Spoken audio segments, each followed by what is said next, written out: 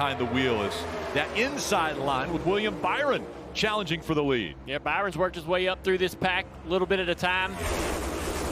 Now nosing out ahead of Jones for the lead off of turn 4. He's getting a little help from Buescher behind him.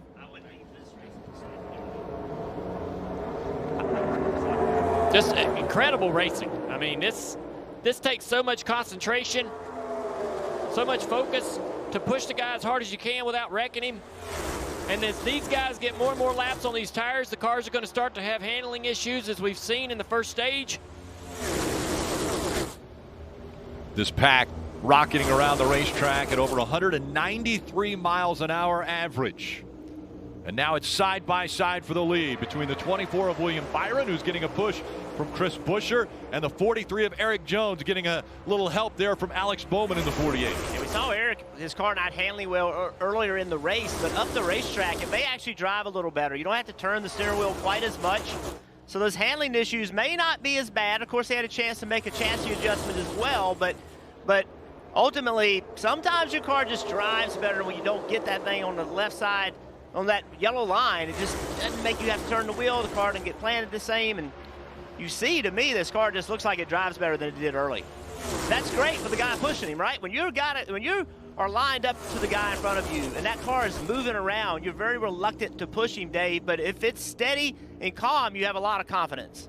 Yeah, Jeff, I think you're talking about the 24 there. No confidence moving up in the first stage, and now much better. They made an adjustment on that 24 car. And William is very good at this discipline. He knows how to get it done on a track like this. But it was interesting, the last radio transmission to Byron from the pit box, keep being smart and just ride when you can. Well, Marty, I guess riding at the front is something you can do here as well. Chris Buescher has been the pusher, Dave, first on the top and now on the bottom, trying to make both of those lanes work, but he's trying to push William Byron to the lead. And Steve, I don't know if you're surprised a little bit. I'm surprised how much the tandem is working. Buescher's made it work twice, working with Alex Bowman on the high line, now working with William Byron on the low line. And Mike Herman, the spotter, will say off of it. So he gets on for about 3-4 seconds. He'll push the 24, and then he'll hop off of it. That's what they're doing on the high line right now with Eric Jones and Alex Bowman. Well, the concern with that tandem is if you look at these cars in the garage area, the bumpers are anything but square.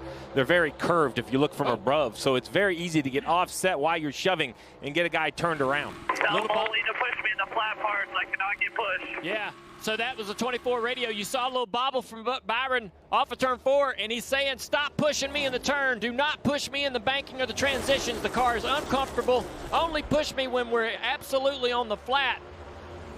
And he ain't the only one out there dealing with these type of issues.